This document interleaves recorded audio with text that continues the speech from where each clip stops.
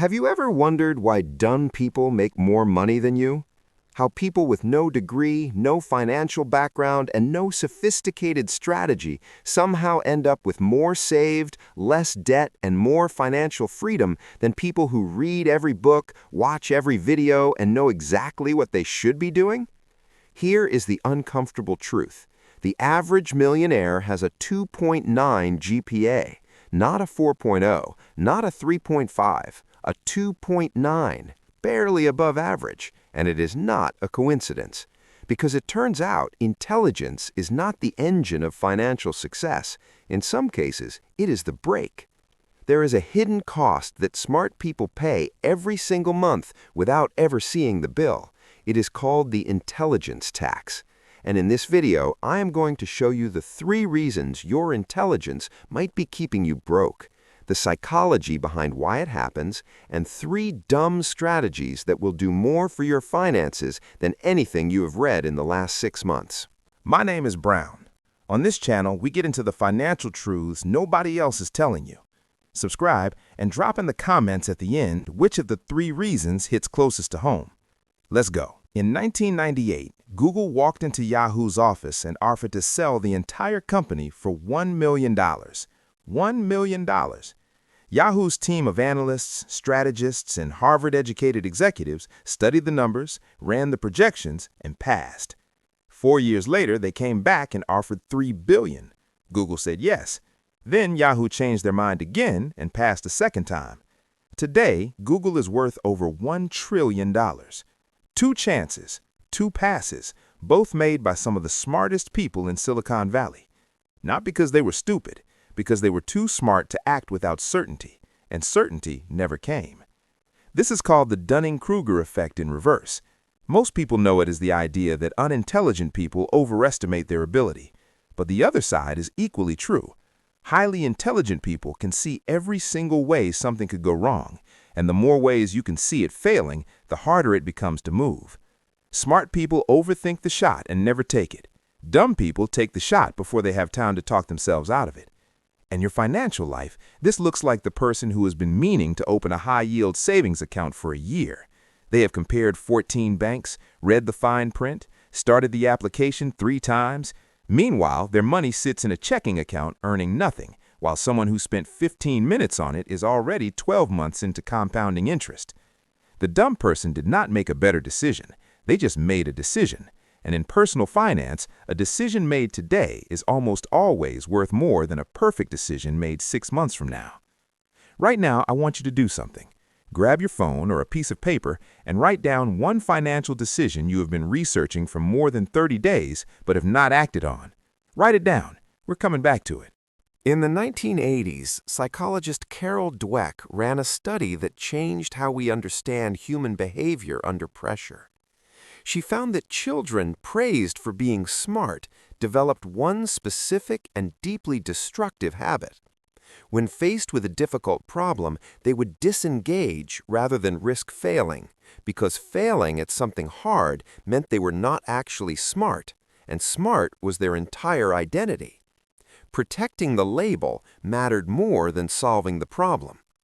This does not stop in childhood. It follows people directly into their financial lives. The person who thinks of themselves as financially responsible cannot start an imperfect budget, because an imperfect budget is evidence they are not as responsible as they believed, so they start nothing and protect the identity instead.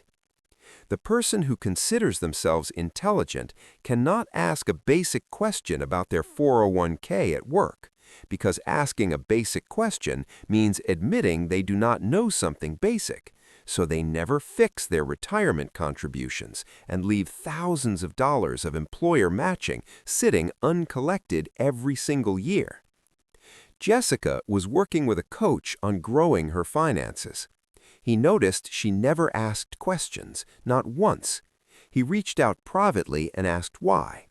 She said she did not want anyone to think she did not know what she was doing. He told her the truth. You do not know what you are doing. That is why we are here. The next session, she asked the question she had been holding for months. The answer cut her costs in half. She doubled her results in 90 days because she was finally willing to look like she did not know something. The smartest people in the room are always the ones willing to look stupid. Here's what I want you to write down. 2 questions. 1. What is one financial thing you avoid doing because you are scared you might look incompetent doing it? 2. Who are you trying to impress by not doing it? Write those answers down because they are costing you more than you think. Smart people overestimate risk. Dumb people underestimate it. And in personal finance, underestimating risk gets you into positions that overestimating risk never could. Studies show that people with lower cognitive scores were more willing to take calculated risks with real money than their higher-scoring counterparts, not because they understood the risk better, because they did not spend enough time imagining everything that could go wrong. Yahoo could imagine exactly what could go wrong with Google, so they passed. Twice.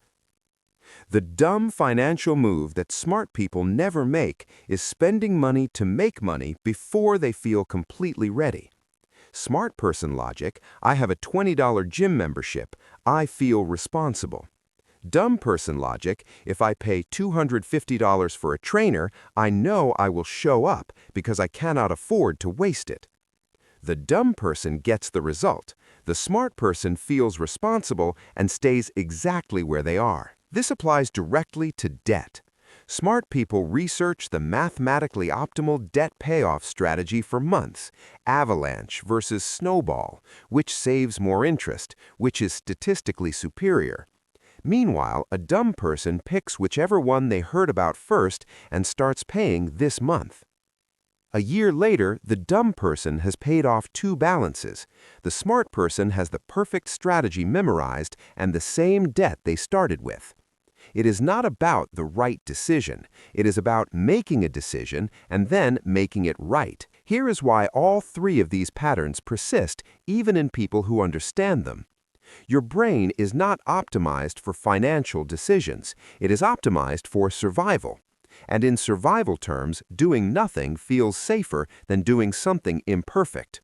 An imperfect action can fail publicly. Inaction is invisible. Nobody can point to the thing you did not do. Psychologists call this omission bias. We judge harmful actions more harshly than equally harmful inactions. So our brains consistently push us toward waiting as the lower risk choice. But in personal finance, waiting is not the safe choice. Waiting is the most expensive choice on the menu. It just sends the bill slowly enough that you never connect the charge to the decision. The intelligence tax collects silently, every month, without a single notice. You do not need to actually be dumb to win like they do. You just need to dumb things down.